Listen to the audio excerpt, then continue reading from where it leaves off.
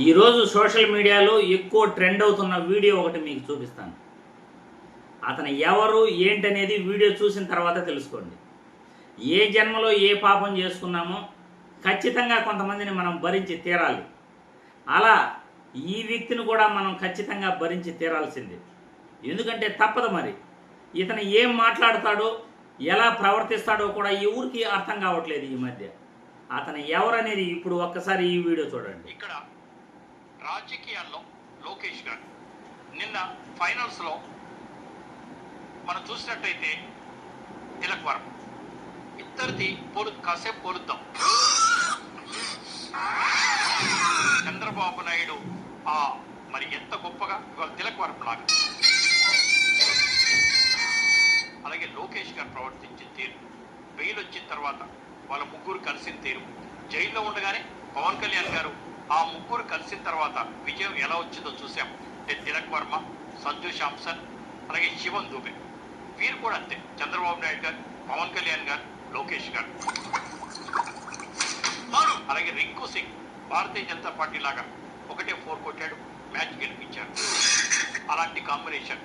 అంటే లోకేష్ గారు ఒత్తిడిని తట్టుకున్నారు, తనేంటో తను నిరూపించుకున్నారు.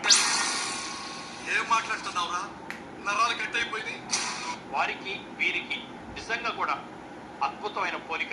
ఫ్రెండ్స్తో కూర్చున్నప్పుడు పోలిస్తే కూడా ఇంతే ఉంటుంది. ఎప్పుడైనా సరే సబ్జెక్ట్ వాళ్ళు ఇలాగే ఉంటుంది. చూశారుగా సోషల్ మీడియాలో వైరల్ అవుతున్న వీడియో. కొంతమందిని మనం ఖచ్చితంగా భరించి తీరాల్సిందే. వాళ్ళు ఏం మాట్లాడతారో ఎవరికి కూడా అర్థం కాదు. జర్నలిస్ట్ అని పేరు చెప్పుకుని ఇతను ఏం మాట్లాడతాడో, ఇతని దిక్కుమాలిన పోలికలేంటో ఎవరికి కూడా అర్థం కాదు. ప్రజా సమస్యలపై మాట్లాడాల్సిన ఒక జర్నలిస్టు ఏదేదో పిచ్చి పిచ్చిగా అప్పుడప్పుడు వాగుతూ ఉంటాడు. మనం నవ్వుకోక తప్పదు. ఎందుకంటే మన కర్మ అనుకోవాలి. ఇటువంటి వాళ్ళు కూడా మనతో జీవిస్తున్నారు, మనం జీవించే కాలంలో వీళ్ళు బ్రతుకున్నారు అంటే ఖచ్చితంగా మన కర్మ అనుకోవాల్సిందే. అది మనం చేసిన పాపం అనుకోవాల్సిందే. TV5 సాంబశివరావు కూడా జర్నలిస్ట్ అని చెప్పుకుంటూ ప్రజా సమస్యల గురించి ఏ ఒక్క మాట కూడా మాట్లాడడు. ఎప్పుడు ఏదో సంబంధం లేని మాటలు, నోటికి ఇష్టం వచ్చినట్లు పిచ్చిపట్టిన వాళ్ళలాగా ఏదేదో వాగుతుంటాడు. కానీ అతని మాటలను మనం ఖచ్చితంగా భరించి తీరాల్సిందే. ఎందుకంటే అధికార పార్టీకి అండదండగా ఏదో చంద్రబాబు నాయుడు మెప్పు కోసం, లోకేష్ బాబు మెప్పు కోసం ఆసియా కప్ విన్నర్ అయినటువంటి తిలక్ వర్మతో లోకేష్ బాబును పోలుస్తున్నాడు. చంద్రబాబు, పవన్ కళ్యాణ్, లోకేష్ ఎలాగో ఆ క్రికెట్ టీంలో వాళ్ళు అలాగే అంటున్నాడు. బీజేపీతో పోలుస్తున్నాడు.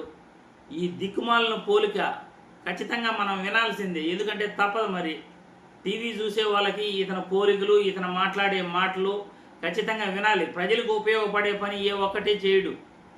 విద్య గురించి అడగడు, వైద్యం గురించి అడగడు, గవర్నమెంట్ మెడికల్ కాలేజీలు కావాలని అడగడు, విద్యార్థులకు ఫీజు రీంబర్స్మెంట్ కావాలని అడగడు, కార్పొరేట్ ఆసుపత్రుల్లో ఆరోగ్యశ్రీ ఇవ్వకపోయినా ఇతను ప్రశ్నించడు, రైతులకు యూరియా కొరత ఉన్నా ఇతను ప్రశ్నించడు, ప్రజలకి ఏ అవసరం ఉన్నా జర్నలిస్టు అని చెప్పుకుంటాడే కానీ వాటి గురించి ఏ ఒక్కరోజు కూడా ప్రభుత్వాన్ని నిలదీసినట్లు నేనైతే చూడలేదు. మరి మీరు చూసారా?